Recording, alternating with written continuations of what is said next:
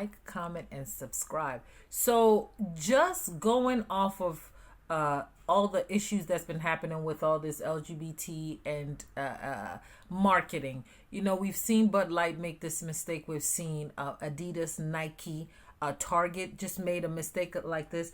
It's so simple. Whenever you have wronged a group of people, saying the words "I am sorry" is essential. Saying "I am sorry" is all it takes for people to get a sense of some empathy or sympathy towards what you've done to them. So my advice to all these corporations is wake up. Know who's in your marketing department.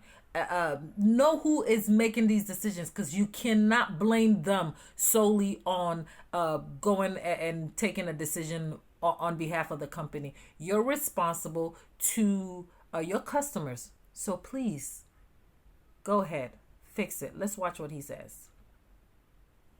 Poster boy for brand mismanagement from multiple perspectives. So let me lay it out for you, because the discussions that have arisen and the narrative that's arisen around Bud Light is probably a good lesson for every CEO in every sector of the economy. Number one, it highlights the power of social media. Yeah. This issue went viral in 48 hours. Yeah. And most often when an issue goes viral like that, it burns out in another 48 hours. But that's not what happened here. The story and narrative changed to sales. And so people that did not like the message, regardless of where you stand on these social issues or gender narrative or whatever, they took it out by basically boycotting the product immediately. Yeah. And switching preference to other brands that did not make them get involved in this issue. And other viral videos go on social media, like Kid Rock shooting Bud Light cans and people dumping Bud Light and all. And so that just adds to it, right? Well, it's because that narrative became very powerful. That's right. And people piled on.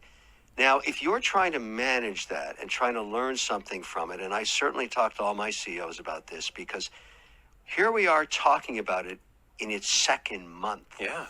This is a nightmare from hell for the brand. And the sales some brands in Anheuser-Busch have had declines get lesser, but Bud Light's still down big. This is worse than New Coke, Old Coke, and it's becoming its own story for the ages. I'll be teaching this one at Harvard. There's no question about it. Because you have to ask yourself, in crisis management, what do you do? What do you do? Because if you go to the other side and try and balance the gender narrative, you're going to get a whole new onslaught of people that don't like that. And there have been bars that have banned all Anheuser-Busch products because Bud Light tried to distance itself from Dylan Mulvaney and what happened. So the lesson learned, and what everybody should think about in every consumer product category, when you take polarized positions on any narrative, you are going to alienate 50% of your consumer. That's right. 100% of the time. So if you're willing to do something very controversial because you think it's going to go viral in a positive way, you need to analyze the downside in a negative way as well. Yeah. What he's saying is 100%.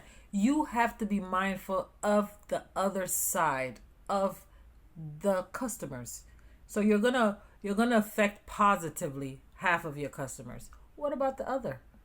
What about even if it is 20%? Think about it. How's that gonna affect your pockets? Nike has done it.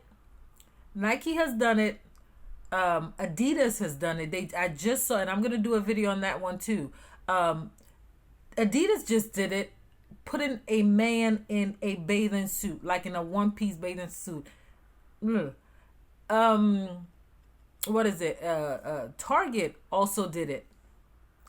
Where are your is this what you learn in marketing school? Is this what you learn to piss off half of your customers? What? This is crazy.